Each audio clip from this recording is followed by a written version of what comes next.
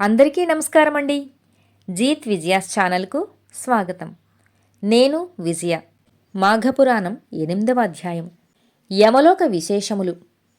మృగశృంగుని పట్టుదల చేతను యముని కటాక్షము చేతను ఆ ముగ్గురు కన్యలు నిద్ర నుండి లేచినట్లు లేచి వారు యమలోకమందు చూచిన వింతలు విశేషాలను వారి తల్లిదండ్రులకు తెలియజేసిరి.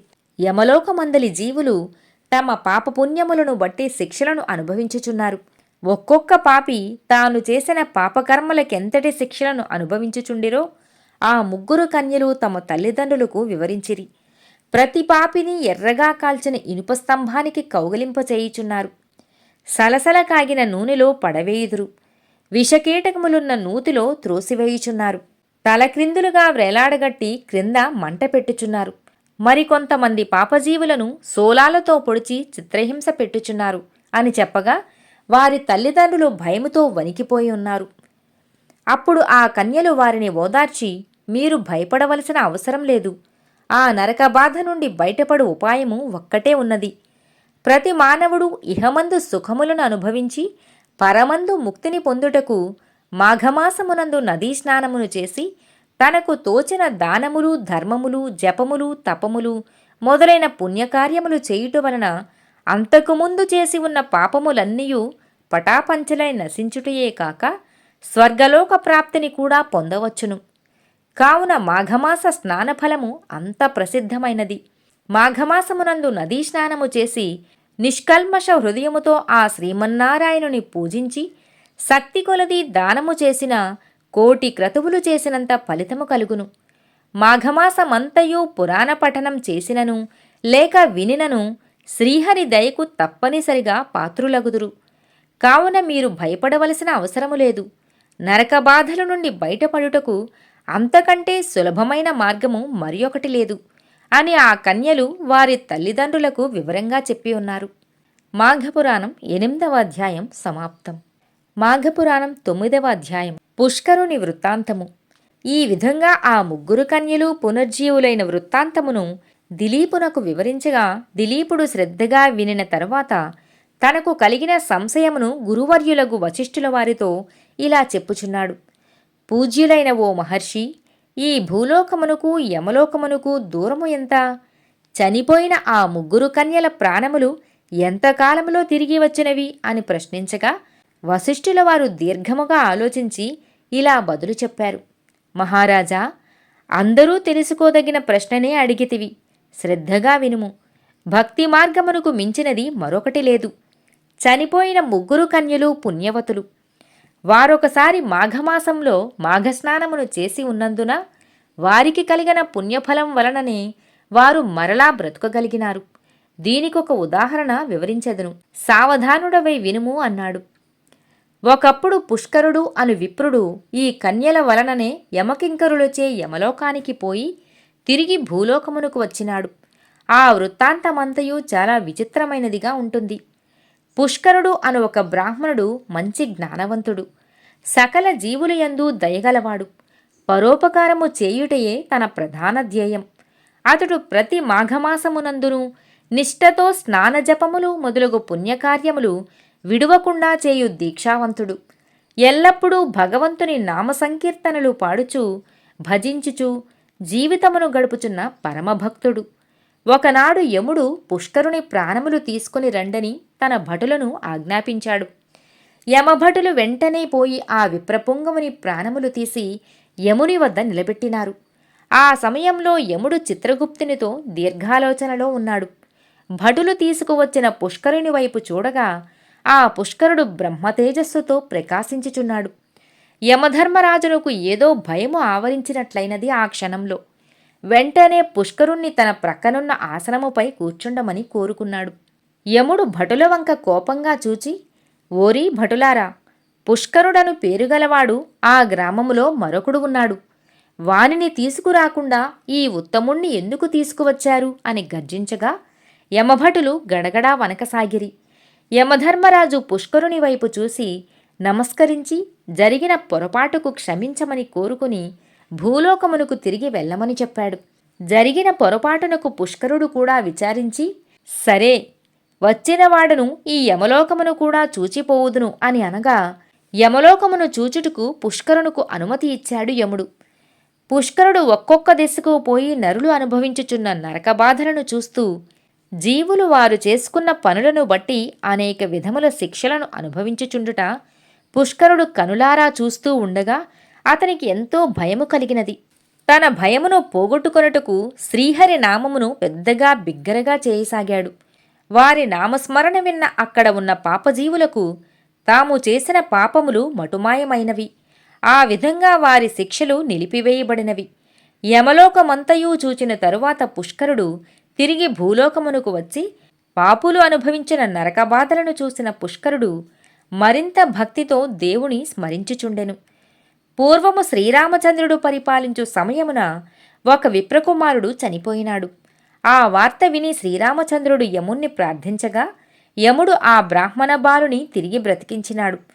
అదేవిధంగా శ్రీకృష్ణుడు తనకు విద్య నేర్పిన గురువుగారి కుమారుడు మరణించగా తన మహిమ వలన తిరిగి బ్రతికించాడు. మాఘపురాణం 9వ అధ్యాయం సమాప్తం. మాఘపురాణం 10వ అధ్యాయం. మృగశృంగుని వివాహము. దిలీప మహారాజునకు వశిష్ఠుల వారు ఈ విధంగా చెప్పసాగిరి. తల్లిదండ్రుల అనుమతితో దేశాటన చేసి అనేక పుణ్యనదులలో స్నానము చేసి మాఘమాస ఫలము సంపాదించి ఉన్నాడు. కుమారుడు దేశాటన పూర్తి చేసి వచ్చిన తరువాత అతని తల్లిదండ్రులు ఓ కన్యను చూచి వివాహం చేయుటకు నిశ్చయించినారు.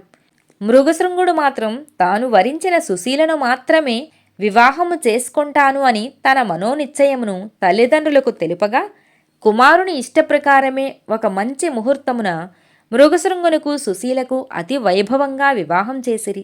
సుశీల స్నేహితురాండ్రగు మిగిలిన ఇద్దరూ కూడా మృగశృంగుని చూచి, ఆర్య, మా స్నేహితురాలకు సుశీలను పెండ్లి చేసుకున్నట్లే మా ఇద్దరినీ కూడా ఈ శుభలగ్నమునే వివాహము చేసుకొనుము అని ఇద్దరు పడుచులు పట్టుబట్టినారు. మరి పురుషునకు ఒక్క భార్యయే కదా, ఇద్దరు భార్యలా అని మృగశృంగుడు ప్రశ్నించగా, ఇద్దరూ ముగ్గురు యువతులను పురుషుడు వివాహము చేసుకొనుటకు శాస్త్రములు అంగీకరించుచున్నవి కదా. దశరథునకు ముగ్గురు భార్యలు, శ్రీకృష్ణునకు యనమండుగురు భార్యలు, పరమేశ్వరునకు గంగా గౌరీ ఇద్దరు కదా. వారికి లేని అభ్యంతరములు నీకు కలవా అని ఆ కన్యలు ప్రశ్నించి అతన్ని చుట్టుముట్టిరి. మృగశృంగుడు ఏమీ జవాబు చెప్పలేకపోయాడు. వివాహపు వేడుకలను చూడవచ్చిన అనేక మంది మునీశ్వరులు కూడా, మృగశృంగ, అభ్యంతరము తెలుపవద్దు, ఆ ఇద్దరు కన్యల అభీష్టమును నెరవేర్చు, వారు దుఃఖించినా నీకు జయము కలుగదు. అయినను ఇటువంటి సంఘటనలు పూర్వము అనేకములు జరిగినవి అనగా పెద్దలందరి అభిమతము ప్రకారము మృగశృంగుడు ఆ ఇద్దరు కన్యలను కూడా వివాహము చేసుకున్నాడు.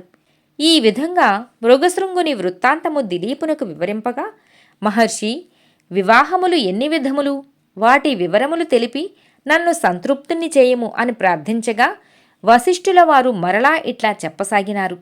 రాజా, వివాహములెన్ని విధములో వాటి వివరములు చెప్పెదను, సావధానుడివై ఆలకించుము. మొదటిది, బ్రాహ్మణ కన్యకు వరుని పిలిపించి చేయు వివాహమునకు బ్రాహ్మము అని పేరు. రెండవది దైవము. యజ్ఞము చేయువానికి యజ్ఞము చేయుటకు వధువుని ఇచ్చి చేయు పెండ్లికి దైవము అని పేరు.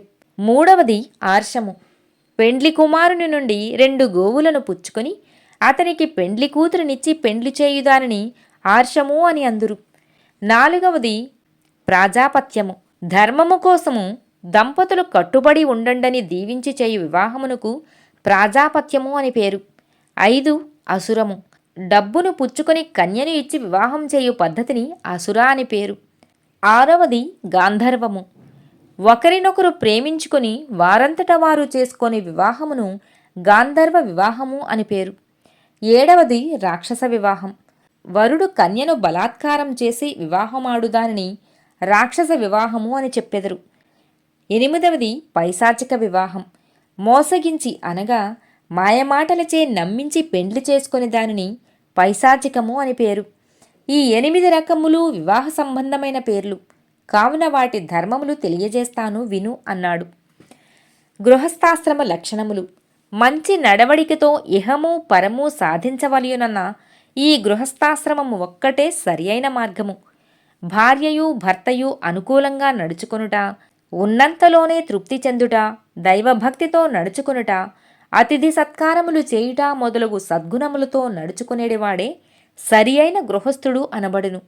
నోములు నోచుట, వ్రతములు చేయుట, పర్వదినములలో ఉపవాసములు ఉండి కార్తీక మాసము, మాఘమాసము, వైశాఖ మాసమున నదీ స్నానము చేసి భక్తి శ్రద్ధలతో శివకేశవులను స్మరించి తన శక్తి కొలది దానధర్మములు చేసినచో గొప్ప ఫలం కలుగును. కావున ప్రతి మనుష్యుడు ఇహసుఖములకే కాక పరలోకమును గురించి కూడా ఆలోచించవలయును. పతివ్రతా లక్షణములు. పురుషుడు తనకు మంచి గతులు కలుగుట కొరకు అనేక మంచి కార్యములు చేసినా కూడా మంచి ఫలములు పొందలేకపోవచ్చున్నాడు. అదేవిధంగా ప్రతి స్త్రీ తన భర్తను దైవంగా భావించి మనసారా ఆరాధించవలను. తన భర్త యొక్క మంచి గుణములనే స్వీకరించాలి కానీ అందాన్ని, ఆకారాన్ని చూసి మోసపోకూడదు. అదేవిధంగా పురుషుడు కూడా స్త్రీ యొక్క అందమునే చూడక శీలము, గుణమును లెక్కించి ప్రేమతో ఆదరించవలెను. ఆ విధముగా స్త్రీ పురుషులిద్దరూ అన్యోన్య అనురాగముతో కాపురము చేసినచో ఆ సంసారము ఎంతో బాగుగా ఉండును. ఉత్తమ స్త్రీ తన భర్తను ఏ విధంగా ప్రేమతో సేవించునో ఆ విధంగానే అత్తమామల సేవ, అతిథి సేవలయందు కూడా తగు భక్తి శ్రద్ధలు చూపే స్త్రీకి కూడా సద్గతి కలుగును. భార్య తన భర్త ఆలోచనయందు మంత్రివలే సలహాలు ఇవ్వవలెను. పనిపాటలయందు సేవకురాలివలే నడుచుకొనవలెను. భోజనం వడ్డించినప్పుడు తల్లి తన కుమారునకు ఎంత ఆప్యాయంగా భోజనం పెట్టునో ఆ విధంగా భర్తకు కూడా భోజనం వడ్డించవలెను. శయన మందిరమున వేశ్యవలే భర్తకు ఆనందం కలుగజేయవలెను. రూపంలో లక్ష్మిని పోలి ఉండవలెను. ఓర్పు వహించుటలో భూదేవి వలె ఉండవలెను. ఈ విధంగా ఏ స్త్రీ అయితే నడుచుకొనునో ఆమెయే ఉత్తమ స్త్రీ అనబడును. స్త్రీ బహిష్టు అయిన 4 దినములు ఏ పనిని చేయరాదు. అతిగా మాట్లాడకూడదు. ఎవరినీ తాకరాదు. ఆ 4 రోజులు విశ్రాంతి తీసుకొనవలెను. 4వ రోజున సూర్యోదయానికి ముందుగా నిద్రలేచి తలస్నానం చేసి శుభ్రమైన వస్త్రములు ధరించి భర్త పాదములకు నమస్కరించి సూర్యభగవానునకు నమస్కరించిన తరువాత తమ ఇష్టదేవతలను పూజించవలెను. ఎటువంటి సమయమునందైనను భర్త భుజించకుండా తాను భుజించకూడదు. ఇటువంటి లక్షణములు కలిగి ఉన్న ఆ 3 కన్యలను మృగశృంగుడు పెండ్లాడి ఆనందంతో గృహస్థాశ్రమమును ఆచరించుచుండెను.